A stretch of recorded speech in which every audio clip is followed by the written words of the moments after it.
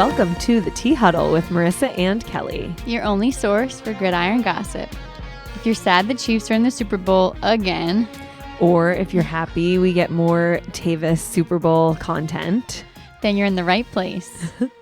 I'm both happy and sad about it, but we'll get into all of that. Before we dive in, happy 50th episode of the Tea Huddle. 50 episodes. What a pleasure. I can't believe it. Cheers to 50. Cheers. 49 for me. I was out last week. Thanks for taking over, Kelly. We missed you. Welcome producer back. Christian. It was so fun listening, especially listening to Christian deliver the final goss. I was so proud. He did a good job. He did. But you're keeping your job. I'm excited about today's final goss, but I'm upset about it. Like, it's goss I wish I didn't. Ooh, No. I'm excited to hear it. I don't know anything about it right now. So, But yeah, this week, high highs and low lows, or I guess all highs if you want to see the most boring Super Bowl ever and see the Chiefs win again. I've taken such a turn. Like last year, I was number one. All I want is Taylor on the field after the Super Bowl. We got it. Check. we got that The done. box is checked. Let's see a little something else. Let's see Haley Steinfeld on the field. Yeah. Let's see literally anybody else. Still love you, Taylor. Still want you to be I- happy. Still hope there's a proposal if that's what you want. I will say they didn't show Taylor at all during the game. Barely. I saw once. You did? Yeah. I didn't see it. And So- then afterwards, she was And on after, the of field. We'll course. talk about that a little bit. But before all of the drama, let's get into the rundown of everything that happened in the championship week. Championship football. weekend. All of America was disappointed by the outcome, unless Yeah. you're from Philly or you're Swiftie. Right. I was a little disappointed, as we mentioned. Definitely. It's just- I'm a Swiftie and I'm over it. But what happened was, Yeah. as we all know, the Commanders unfortunately could not stop the tush push against the Eagles.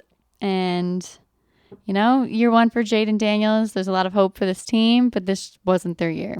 Yeah. Seems Looking like forward maybe to it would next be. year. And Josh Allen is officially 0-4 against Mahomes in the playoffs. They just cannot beat him. They can beat him in Buffalo. Yeah. Can't beat him in Kansas City. There's some blame. People are blaming the refs, as we've talked about last week. But I think at the end of the day the Chiefs play better. Yeah, there were a few calls that if they had gone different, like controversial calls that if they had gone differently, maybe everything would be different. But with that being said, it did seem like the Bills were playing from behind the whole time. Like the Chiefs were sort of playing with ease and the Bills were like, Yeah, the Bills had some critical turnovers or... boring, yawn. Just kidding. Yes, I guess it's great to watch the No. best do what they do. I don't know. Yeah, now the Eagles will face off against the Chiefs again. This happened just 2 years ago in 2023 when the Eagles lost to the Chiefs. As we all remember, Jason Kelsey lost to his brother Travis. So The real question is, who is Jason Kelsey going to be rooting for at the Super Bowl? His former team or I his know. current brother? I sort of think he's going to be rooting for the Eagles. I think he should be. I think he should be. Kylie Kelsey definitely will be. She said Eagles till she dies. They should sign him for like one game just so he gets a ring if they win. Yeah. Okay, well, the rundown was short because there were only 2 games this weekend, but that means we get to go right into the top stories. And the first one is a doozy. And this is close to home for me. This involves a Patriots player, an ex-Patriot player. Earlier this season, Patriots safety Jabril Peppers stepped out of the car when he was arrested for allegedly assaulting and strangling his girlfriend or girl he was seeing. He missed 7 games while on the commissioner's exempt list, and there's more coming out now. Yes. So a little refresher on the backstory. Peppers faced charges of assault with a deadly weapon, which the weapon in this case referred to the wall of his apartment. Yikes. And assault and battery on a household or family member. He was arrested back on October 5th at his home the morning after he celebrated his 29th birthday. So he went out with his friends. He went out with this girl he was seeing. He went back to his home with a woman who he referred to in court as a years-long hookup partner. Classy. Yeah, so like not his girlfriend. I take that back. And the night ended with a confrontation. They both agree on that. But he and the reasons and the severity of the confrontation are what was in dispute in court this past week. So the woman told police that he hit her, choked her, took off her clothing, and put her outside. Serious charges. Very. And yes, this happened back in October, and the trial just happened last week. It lasted for 2 days, and we learned a little bit more information about what might have happened, the conversations that between the two that led to this big dispute. Yeah, so both sides testified that the altercation began while they were being intimate, and her phone kept ringing. This is the most scandalous part. Okay, so apparently phone's ringing. You look over, you can see who's calling. And it said Juju with heart emojis next to his name. And we know Juju Smith-Schuster played with Jabril Peppers last year on the Patriots. So that would upset somebody. Definitely. And so we don't know for sure it was that Juju, but how many Jujus are there? And then the prosecutor alleges that it is him in this quote that's been released everywhere. It was picked up by the Boston Herald and then everywhere after that. This is what the prosecutor says. He didn't want her to be his girlfriend, but he didn't want her to sleep with his teammate. He didn't want her to be his girlfriend, but he wanted her to know while they were having sex that it felt different, that she had just been with another man. Implying... Definitely calling out that it's Juju Smith-Schuster. Definitely teammate. calling out There's no other Juju. That it's his teammate, and that he was saying it felt different while they were having sex because she had been with somebody else.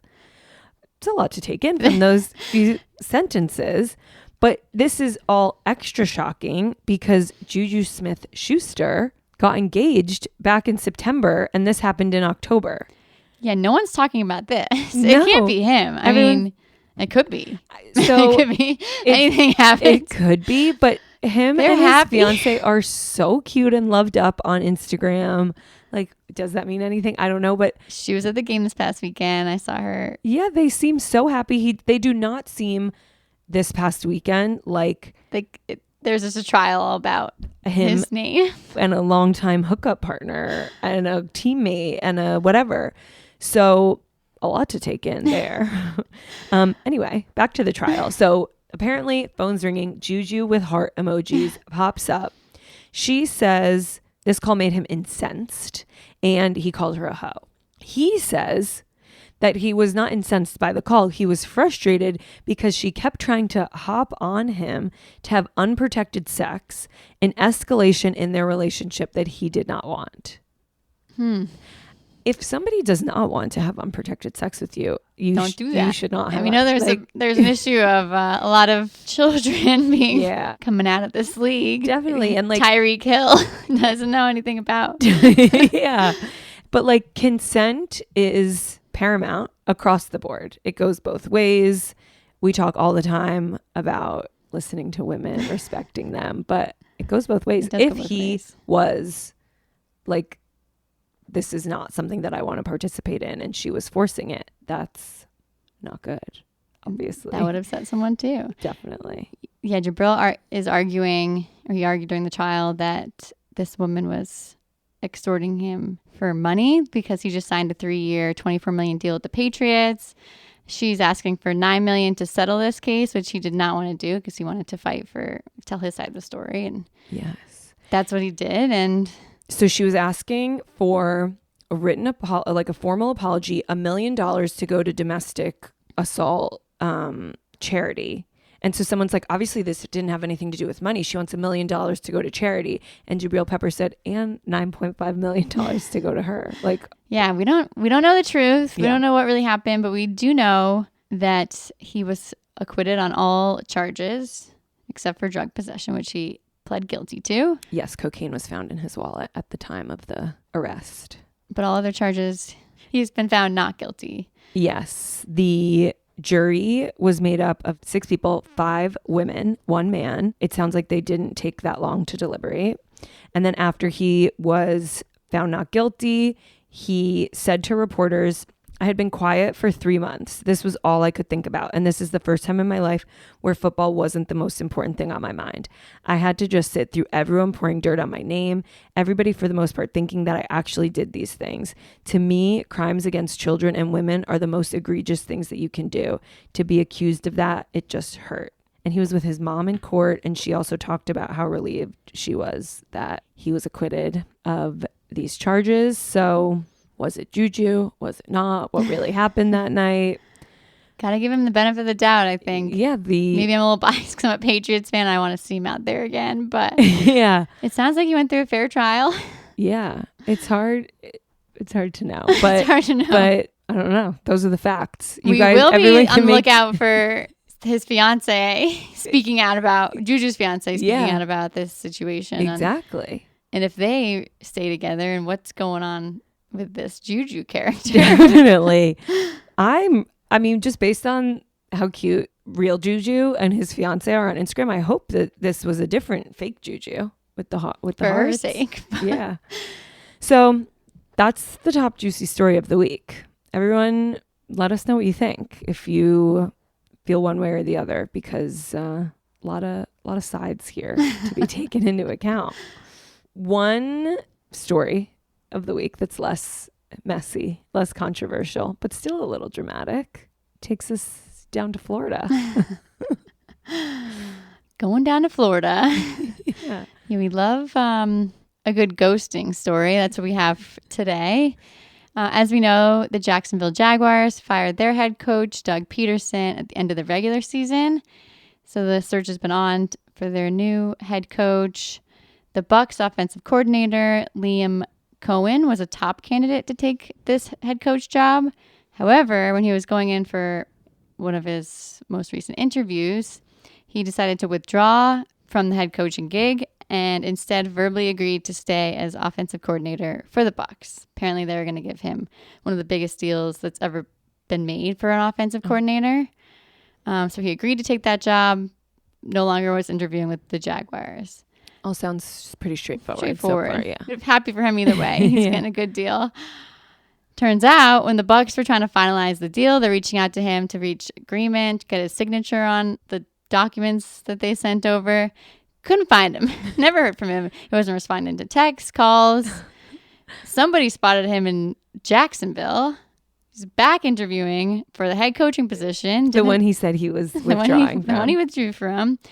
Apparently, the Jags, after he withdrew, fired their GM, Trent Baalke. I guess no one likes this guy. He scared away a few head coaching interviews. Well, like the one with the Lions offensive coordinator. Mm-hmm. No one wanted to work with Trent. But once he was fired, Liam decided, oh, maybe I'll take this interview anyway and see. And now I can hire my own GM. It's going to change things. But still never told the Bucs what was going on. They couldn't find him. And so next thing they know, he announced he's taking the head coach job for the Jags. So they're like, hey, we really need to get your signature. Like, call us back. And then he's like, I accept this other job publicly. Yeah. And people are like, couldn't he just have sent an email? Like, just give us a call. Yeah. Or just don't withdraw. Don't waste our time. Yeah. But Liam spoke out. He said, at the end of the day, it came down to business. It came down to family and business and when a dream's right in front of you. So, I mean, maybe it comes down to business, but there's like a little courtesy. Better ways. Don't burn bridges. It's a small league. We know that. It's the same guys popping. People move around city to city. Congrats to Jacksonville. They have a new coach. And sorry to the Bucs. Your search continues. Yeah, we have to talk more about this Jacksonville coach a little bit later. Yeah, he's in more headlines this week. He's making some first impressions, that's for sure. Yeah. And then obviously we have to talk about all the Travis and Taylor news of the week. There were so many photos and videos of them on the field celebrating in the tunnel. She's like jumping up and down. They are so cute. And it might sound like I'm turning into a hater. I'm not. Somebody texted me earlier this week and was like, why does it seem like everybody's upset that Taylor's boyfriend won football? Everybody was excited when he won football last year. It's just because everybody loves an underdog. Yeah. And it sort of felt even though she's obviously not an underdog, she's a top dog, but like her love story was almost the underdog last year. She had been through so new. 2 public breakups. Yeah. It was so new. Everyone was rooting for her happiness. She's got it. She's happy. He's happy. She's happy. Kansas City is happy. Let's give somebody else a chance to be happy. We all want to be happy. Detroit, a city that like needs it a little more than Kansas City and Taylor need it. But anyway, we still like to see them happy on the field. Exactly. So there's one video of her and Brittany Mahomes hugging, looking up at when the players are on the stage, and she's hugging Brittany. And she goes, "Oh my God, you kept me so calm the last couple of weeks. I did not know what to do. I was like, tell me it's going to be okay." Here's the thing, Taylor, it is going to be okay. Even if he loses, you're going to be okay. You don't need this for your livelihood. You're a fan, I guess. You feel it. I am being a hater. Because I am a Patriots fan, so I'm sure it felt this annoying for everyone else. But in the moment, I was having a great time. Yeah. And I was stressed. But even when they were like winners, when it seemed like maybe they weren't going to win that last time, were you like, oh my God, what am I going to do? Yeah, if they don't kind win? of. Wow. I was sad. Still sad. All right. But yeah, now I love to be a hater. Yeah. On the other end of it. It's kind of fun being a hater. But then then he did even last year, his little Viva Las Vegas was cute and funny. And this year, his make a little love, get down tonight. I'm like, it's tired. We've seen it all already. Get a haircut. But so then after they get off the stage. And he has not been playing well, I will say. He didn't have a good game or anything. But hey, they still won. Yeah. Happy for that. So there's this video of Travis, Taylor, and Donna Kelsey all together on the field. And you can hear him say about New Orleans, like they're talking about how he's going to New Orleans. That's where the Super Bowl is. And he said, I owe New Orleans a little something. And Taylor's like, it looks like she's asking him, oh, is this about something, like presses him, and he nods and says, yeah.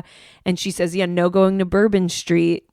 And he says, yeah, I won't be having as much fun that night. So a little backstory about what happened what there. They're talking about is he was in New Orleans in 2010 for the Sugar Bowl, which is a college thing. Yeah. And he was suspended from the University of Cincinnati football team after a while in New Orleans for testing positive for marijuana. So he had a little too much fun down on Bourbon Street. Can't be doing that. He said like a year or two ago in an interview about the incident, I was down in New Orleans. This is so Travis Kelce. He's just like, he's a simple guy, I think. He said, I was down in New Orleans listening to Lil Wayne and I wanted to smoke what he was smoking. I mean, he's in college. Yeah, definitely. Can't blame him. But then he got suspended and he said, I just wanted to get out of there. I was so embarrassed. I didn't want to look at anybody. And then I remember in that Kelsey documentary, he did talk about that it was like a real crossroads. Like, is this not for me? Am I not? No one wanted him after that. Yeah. And Jason, big brother, called the college coach and was like, he's going to do better. He's going to get it together.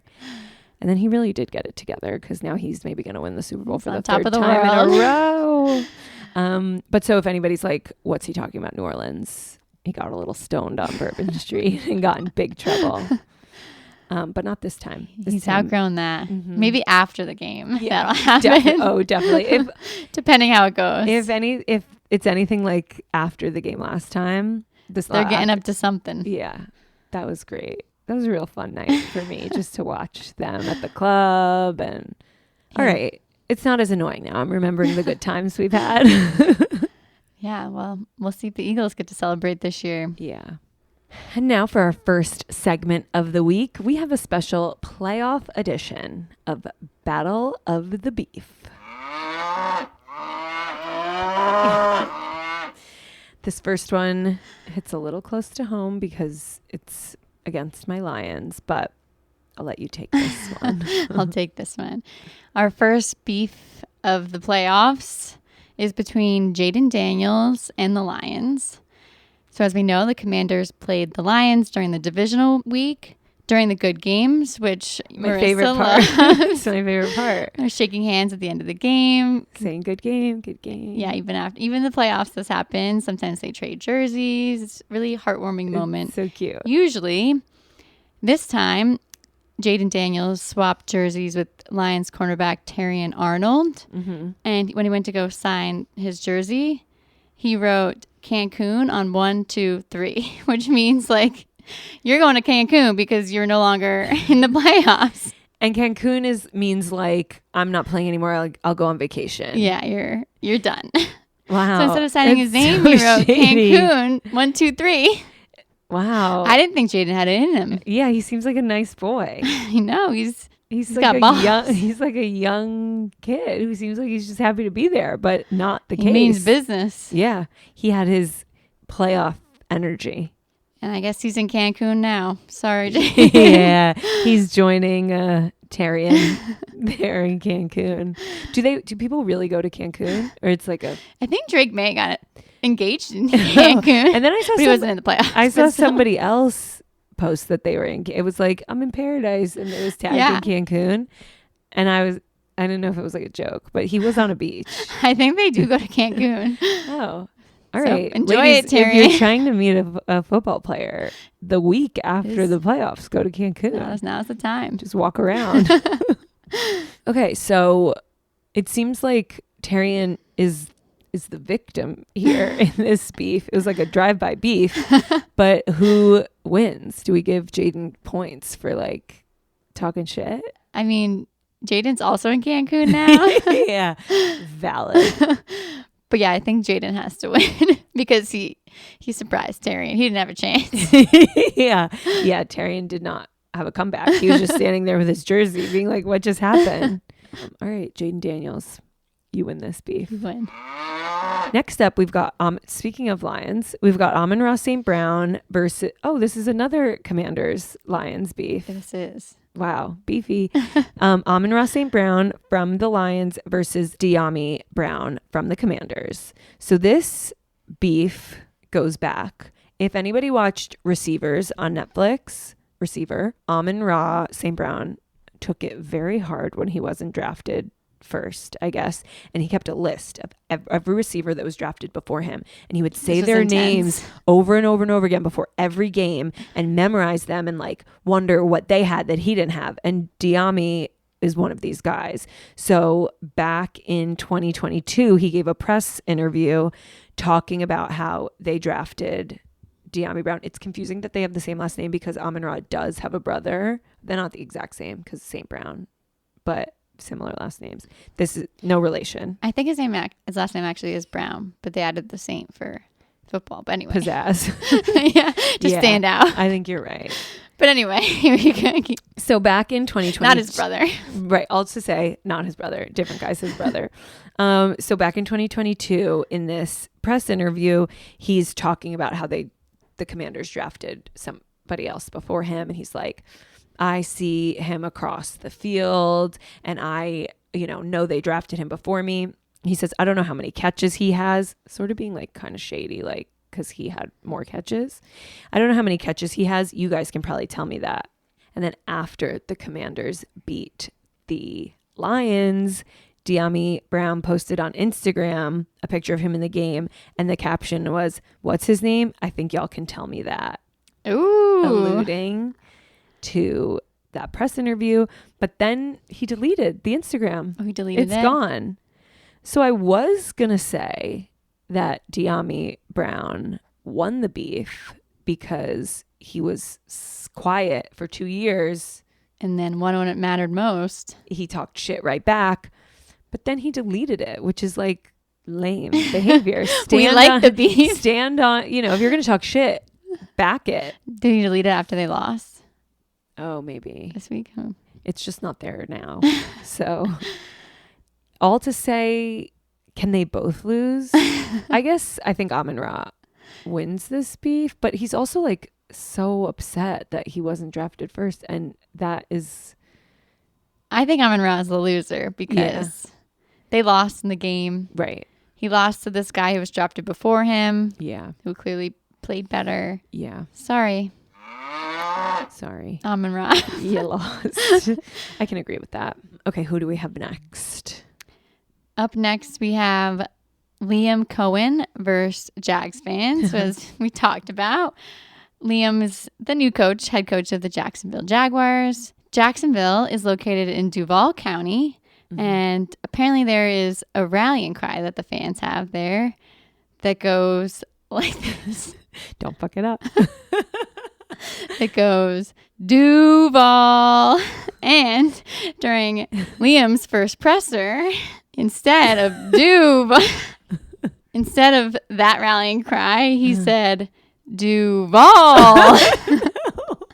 It's so bad. And fans are losing their mind. The comments on this presser, like on Twitter, are fireable offense. 0-13 next year. Yeah, he'll be gone in 3 years. They are not happy. Yeah, they're not happy. It's just like, he also says it so sort of like timidly, like he knows he's not nailing it. And it's like a great thing, you know, it's the Jags thing. They say it, the fans say it, Trevor Lawrence says it, everyone's saying it, Duval. And then this guy shows up like, I'm here to be your head coach. Duval. Duval.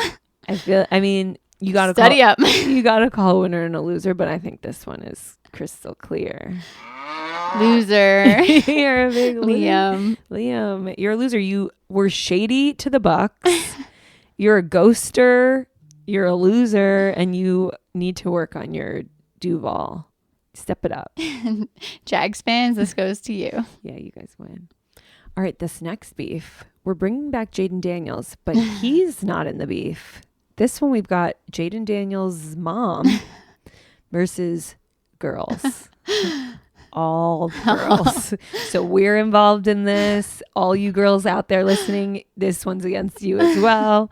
So Jaden Daniels' mom is also his agent, and she means business. She's not here to play. She is mama bear to the fullest. She's been doing a good job, apparently. Yeah, he is a star. And she's not taking any risks with that star of hers. She was asked what worries her about like his career and everything. And she said, girls, them girls. Some girl out there, she's got a Jaden Daniels wall, and her mama says, hey, honey, you're going to be the one to get him. And I know that sounds crazy, but I guarantee there's someone who's trying to get their hooks into Jaden Daniels.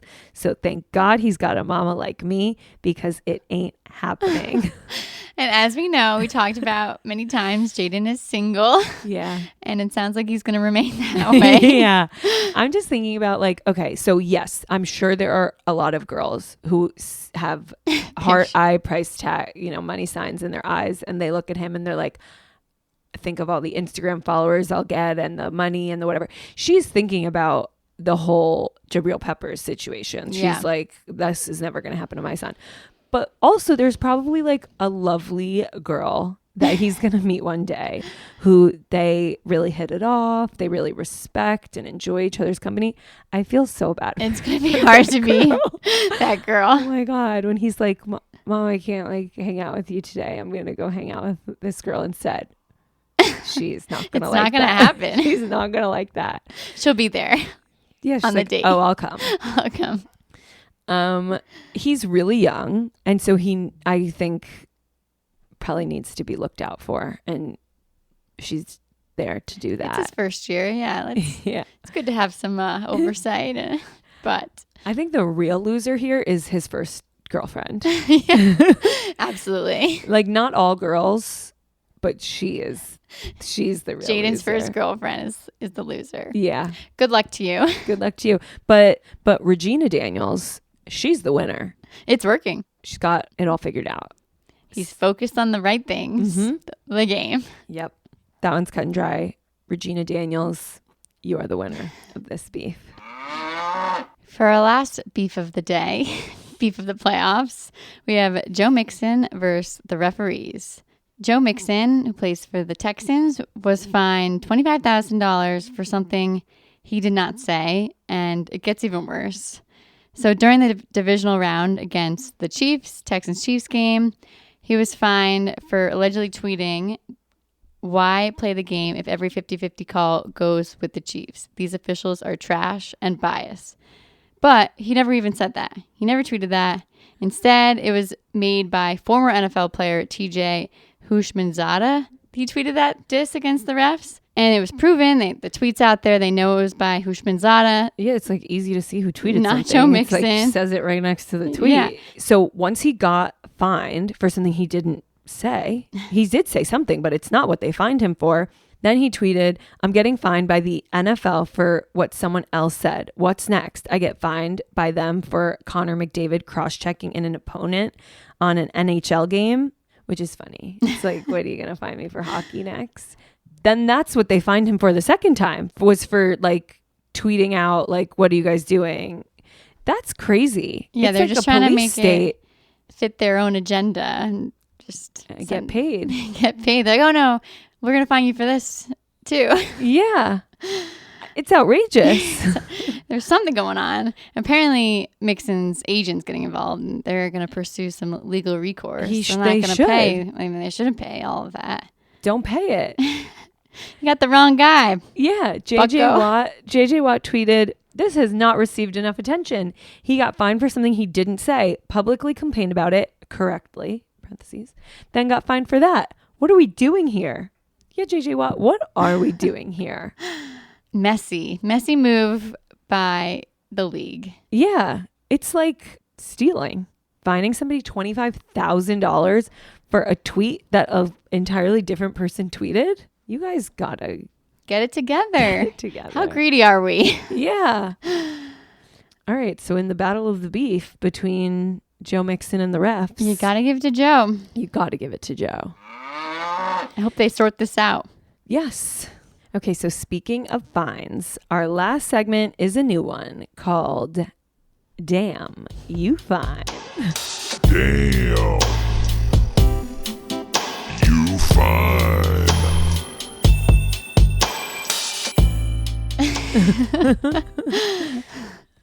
These fines are all from the divisional round, and the NFL was cleaning up that week. Oh my God. Lots of fines going on. You get a fine. You get a fine. So Jameson Williams, wide receiver from the Detroit Lions, got a touchdown. He was so excited, and he just wanted to show his excitement by getting into the end zone, assuming a push-up like position, and thrusting his hips into the ground.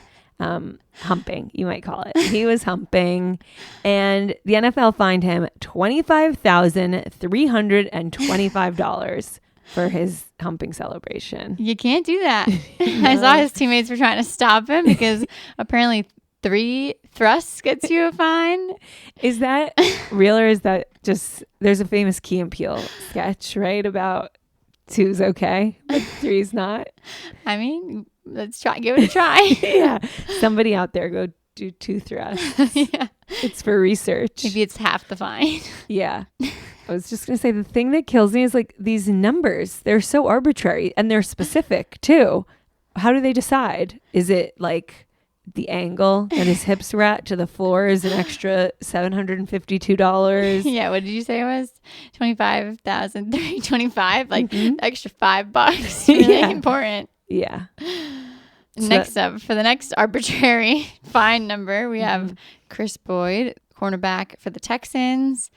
We talked about him last week because he was the player who pushed his special teams coach Frank Ross. That was pretty aggressive. We weren't sure if they were going to fine him, but he did, in fact, get fined $8,056, which seems pretty low for pushing a coach. I was just going to say, you it's can like thrust. You can 3 times more for thrusting right? than for shoving. Physically assaulting someone. Yeah, like in some places, that's a crime. But they worked it out, so maybe they negotiated a better fine. Yeah, he wasn't pressing charges. Next fine up is Justin Reed, a safety on the Kansas City Chiefs. He got fined for a violent gesture. He did you can't see me right now, but I'm making the motion like I'm cutting my neck with my thumb kind of thing. You guys all know. Yeah, I can see. He was fined $14,069 for that. And that's a lot more than shoving. And that your seems coach. like it should be more than hip thrusting. Yes. Right. It seems a little bit more Violent, aggressive. Yeah. Definitely. If I ever get the chance to interview an NFL executive, I have questions about how they determine, I mean, I have so many questions, but one of them is about how they determine the amounts and why some are so much more or less than others. I'm going to write that down. That's what interview first. Yeah. Special guest. Yeah, exactly. Next up, we have Frankie Louvu, a linebacker for the Commanders. Last week, we also talked about how Jared Goff was taken out by this guy during the divisional round game and seemed like he maybe had a concussion for a few minutes and there was no flag called. Turns out Frankie was fined $16,883 for this illegal blow to the head, which should have been more in my opinion, because Yeah, Goff did not look good after and did not play well after. definitely. I think fines that deter people from making the game unsafe for each other, that makes a lot of sense. Some of the rest It's just of interesting them, that they didn't give him a flag for that, but yeah, right. If that something could have is changed the so game. 15-yard penalty. totally, if Just something saying. is so Harmful that you're going to fine them, but you're not going to call it. yeah, I'm calling I don't like that. bullshit. Don't like that. You shouldn't like that. I hate it. Frankie also got fined $16,883 for an illegal hip drop tackle, which is a tackle just as it sounds. You grab them by the hip and pull them down, which is actually like the safest way to tackle someone, in my opinion. You're just grabbing their hips and pulling them to the ground. But apparently this year, the NFL decided that they're going to start fining people for this. This doesn't make any sense. So this player gets fined the same amount for this pulling on the hips versus hitting Goff in the head. The Chiefs also had a very blatant hip drop tackle in the divisional game against Texans, but of course that was not called. And not fined? Not fined. What the hell? We're on to you. Mm-hmm. But we're not going to tweet about it because you'll fine us $25,000. You can't find me. I don't work for you. But That was like a round number. Interesting. yeah. And then the last fine that we're going to talk about, it's not the last fine that happened, but there's only so many minutes in the podcast. So we're just going to cut it because there were so many fines. $45,020 for illegal use of his helmet was fined to Marlon Humphrey, cornerback of the Ravens, against Josh Allen. Basically his whole game check, $45,000. That's what a lot of people make in a year. Yeah. That's a big fine, which, yeah. If that one was, I don't know exactly what illegal use of his helmet means. It sounds like he headbutt Josh Allen, which, yes. Dangerous. So let's find that. Yeah, I think there's an issue with the league. I think the league really needs to fix this because it seems like they're getting into a bad habit of not throwing these important flags, but then finding players later by clean up their mess and trying to like compensate for not throwing the flag. Yeah.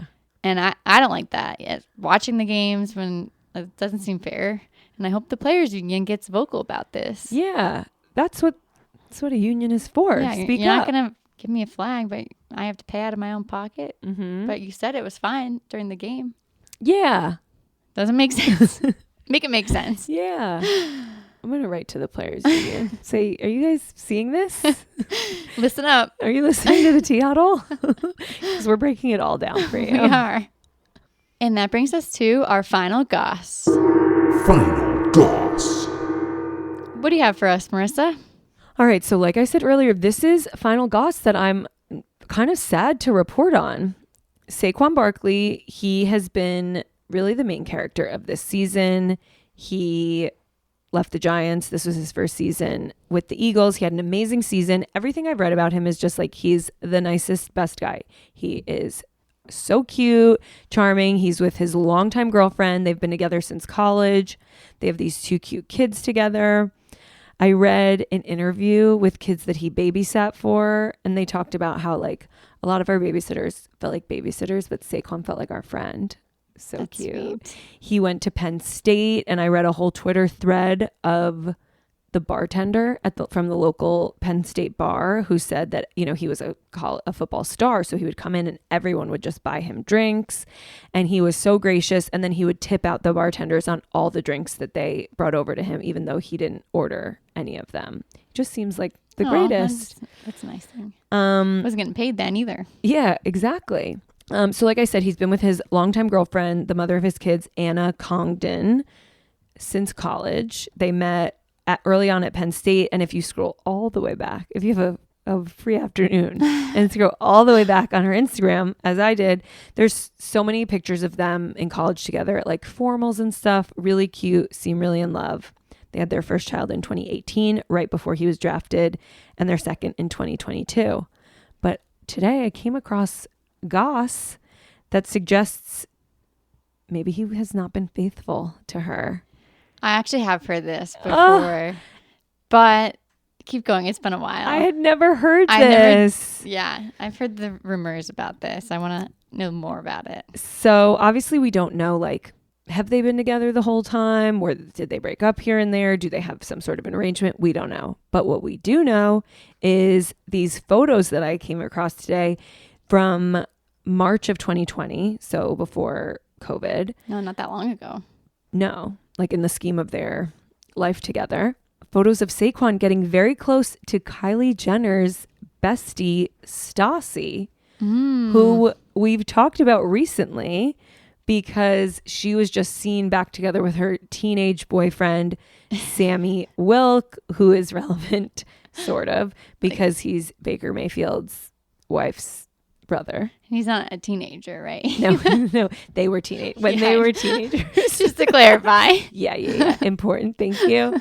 When they were teenagers, they were together, but she has dated like Noah Centineo. She's been in the LA scene for a while.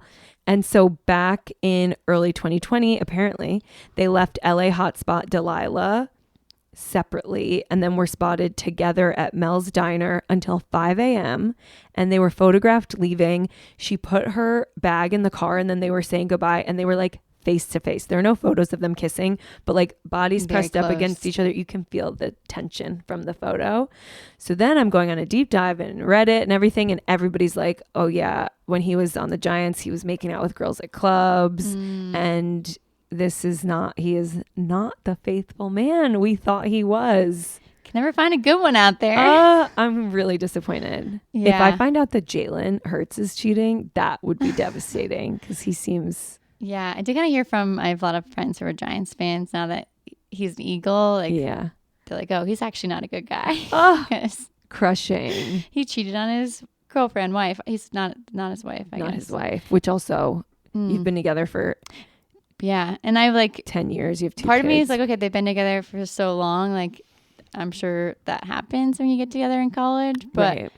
no, not like after 5 years ago. Like maybe like back in college something happened, but if it's Yeah. still going on, Mm-hmm. not cool, Saquon. Disappointing. And their kids are so cute. He has like And, a little handshake with his daughter that Yeah. he does before And every then game. like the wife, girlfriend's really Yeah. supportive. They're always out there. And I also love, and this is completely subjective, but his girlfriend, she still looks like a normal person. Like she's not full like wag Instagram model. Yeah. Like She's like out there in sweats. Yeah. I mean, these games are cold. You gotta be Definitely. bundled up. But it's not like full glam. Like so many of these girls take photo shoots before the game. They get full glam. They get Yeah. like a stylist. She seems like she's like at the game with her kids, supporting her man. And the person I'm describing, the full glam, that's this girl Stassi. So maybe that is what he wants. Anyway, we'll keep following along to see. Maybe it was just a phase. Yeah, hopefully there's no other slip ups. Maybe he's found his way. Maybe they have an arrangement. Yeah, we don't know. All we know is that I saw these pictures, and if that was the father of my children, I would not be Not let him thrilled fly. about it. Well, that's it for this episode of the Tea Huddle. Our next episode we're so excited about is going to feature the 2nd annual Teacup Awards. Love those. I'm ready. Tune in to see awards like Best Wag, Best Selly, Cutest Quarterback, and so much more. It is award season, and we want to take part. So this won't disappoint. And we can't wait.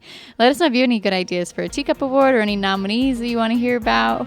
Definitely. And as always, please find us on TikTok, Instagram, Twitter, and YouTube. We will be back next week with the tea and the Teacup Awards. And until then, stay juicy.